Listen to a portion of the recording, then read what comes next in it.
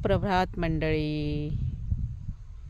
हा पहा, मी लावलेला भाजीपाला. कुठलीही फवारणी नाही, कुठलंही खत नाही. ताजी ताजी अशी शापूची भाजी. इथे कोथिंबीर आहे, हा लसूण लावलेला आहे सर्व. ही मेथी, खूप टवटवीत अशी मेथी. हा आहे पालक.